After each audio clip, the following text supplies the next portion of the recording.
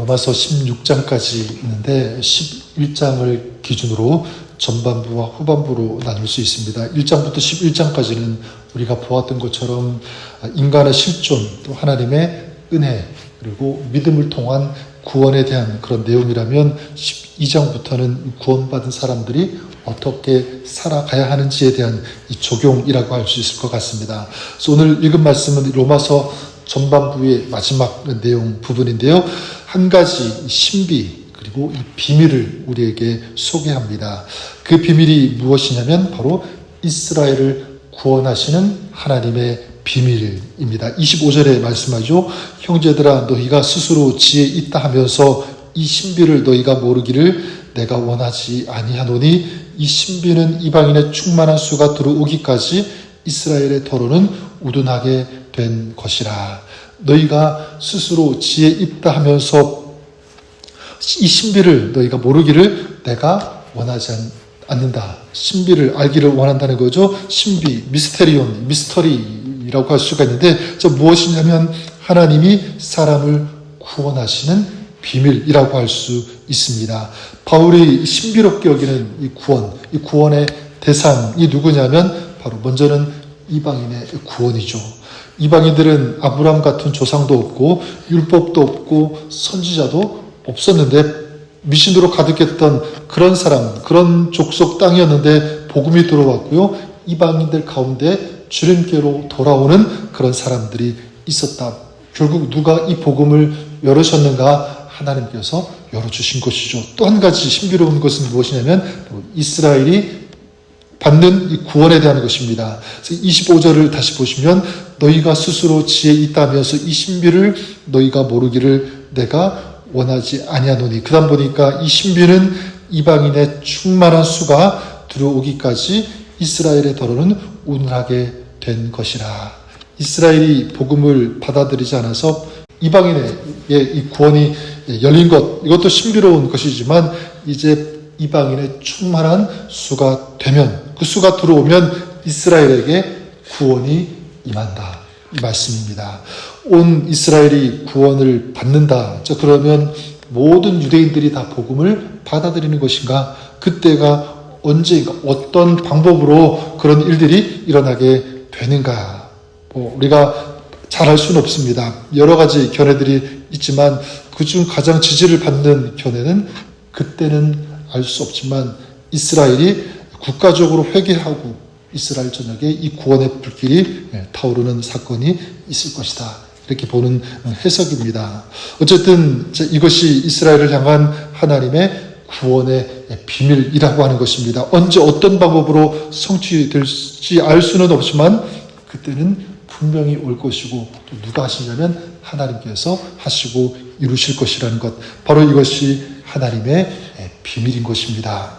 자, 그러면 이렇게 신비롭게 이 구원을 이루신 하나님, 또 지금도 이 구원을 이루어 가시는 그 하나님을 우리가 믿는다면 우리의 삶은 어떻게 나타나는가? 어떻게 우리가 이 메시지, 이 말씀을 적용할 수 있는가? 몇 가지 말씀드리면 첫 번째는요, 이 구원의 문이 닫힐 때가 있다는 것을 우리가 인식하며 살아가게 됩니다. 이방인의 수가 모두 차면 이스라엘의 이 복음의 문이 열린다.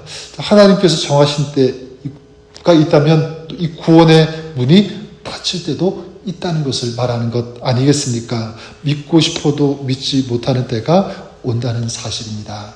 이거죠.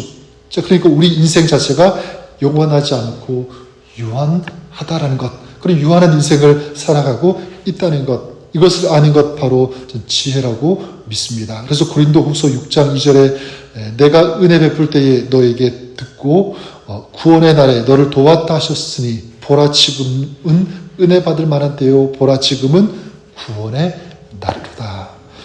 우리는 하나님께서 베푸신 이 구원에 대해서 좀 민감해야 되는 줄 믿습니다. 우리는 이미 예수 그리스도를 믿고 구원받았기 때문에 이 구원의 확신, 이 구원의 기쁨을 가지고 오늘 우리가 살아가야 되는 줄 믿습니다. 하지만 아직도 구원과 상관없이 살아가는 그런 사람들에게도 우리는 민감해야 된다. 불쌍히 그들을 위해서 기도할 수 있는 이 영적인 민감성을 놓치면 안 된다라고 하는 사실입니다.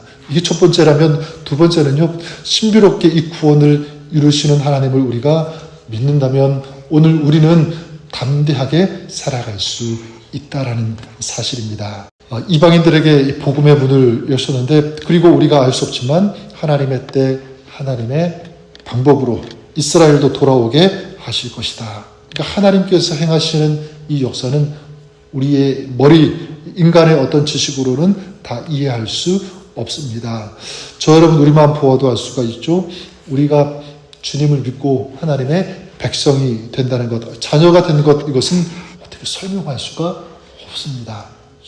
전적으로 하나님의 은혜, 하나님께서 우리를 위해 놀라운 일을 행하신 줄 믿습니다. 저는 분명히 믿는 것은 우리가 무엇으로도 감당할 수 없는 죄와 피할 수 없었던 이 죽음에서 주님께서 우리를 구원해 주셨다면 그 주님은 오늘도 우리가 만나는 문제, 아픔, 두려움에서도 얼마든지 건져 주실 수 있음을 믿습니다. 그래서 여러분, 우리를 구원해 주신 그 주님을 믿는다면 우리는 그 주님을 믿는 그 믿음 안에서 담대할 수 있는 줄 믿습니다. 오늘 우리가 살아가면서 전능하신 그 하나님을, 우리 구원의 주가 되어주시는 하나님을 바라보면서 신뢰하며 살아가는 저 여러분 우리의 삶이 될 수 있기를 바랍니다. 오늘 말씀처럼 내가 생각하는 것, 내 뜻대로, 내 생각, 내 계획대로 되지 않아도 염려가 될 수는 있지만, 두려울 수 있지만, 하지만 그 염려와 두려움까지도 주님 앞에 맡기고 이제 하나님의 생각, 하나님의 뜻이 이루어지는 것을 우리가 믿음의 눈으로 바라보고 우리 주님 앞에 맡길 수 있기를 바랍니다. 지금 눈에 보이는 것, 잡히는 것 없어도 하나님께서 하나님의 뜻을 이루어 가시는 과정이라는 것을 우리가 믿고 하나님을 끝까지 신뢰할 수 있는 저희가 되었으면 좋겠습니다. 하나님께서는 우리의 생각, 또 우리의 마음, 우리의 계획을 뛰어넘어서 역사하시는 하나님이시기 때문에 그래요. 이사야 55장에 말씀하지 않습니까? 내 생각은 너희 생각과 다르며 내 길은 너희 길과 달라서 하늘이 땅보다 높음같이 내 길은 너희 길보다 높으며 내 생각은 너희 생각보다 높으니라. 그렇다면 우리는 지금 어떤 인생의 길을 걸어간다고 할지라도 담대할 수 있는 줄 믿습니다. 왜냐하면 하나님께서 사랑하는 우리와 함께 하시기 때문입니다. 놀랍고 신비한 은혜로 우리를 구원해 주신 하나님, 그 하나님은 지금도 측량할 수 없는 은혜로 우리를 붙잡아 주시고 채워주시고 또 그 은혜를 부어 주시는 하나님이심을 믿습니다. 오늘도 그 하나님의 은혜, 하나님의 그 사랑, 하나님의 능력을 신뢰하면서 주님을 바라보고 주님과 동행하는 여러분의 삶이 될 수 있기를 우리 주님의 이름으로 간절히 축원합니다. 이 믿음 가지고 나아갈 때 주님께서 우리 가운데 함께 하시며 역사하시고 또 인도하시고 하나님의 뜻을 이루어 가시며 승리하게 해 주시는 줄 믿습니다. 또 그 주님 안에서 복된 하루, 승리하는 하루 살아가시는 여러분 될 수 있기를 다시 한번 우리 주님의 이름으로 간절히 축원합니다. 우리의 생각과 또 우리의 계획보다 더 높은, 더 탁월한 그런 능력과 힘으로 우리를 인도해 주시며 이끌어 가시는 하나님을 바라보며 믿음으로 주님 앞에 나아가게 하심을 감사를 드립니다. 하나님, 오늘도 주님을 믿고 신뢰하며 기도하는 저들의 간구와 기도 주님께서 들어주시옵소서. 주님께 우리 인생, 우리 가정, 우리 모든 삶을 맡기며 의탁하며 주님을 의지하는 저들의 삶이 부끄럽지 않게 하시고 주님 안에서 승리하며 기쁨과 감사가 넘치는 그런 복된 승리하는 삶 되어줄 수 있도록 오늘도 주님께서 인도하시고 붙잡아 주시며 은혜를 베풀어 주옵소서. 예수님의 이름으로 기도드립니다. 아멘.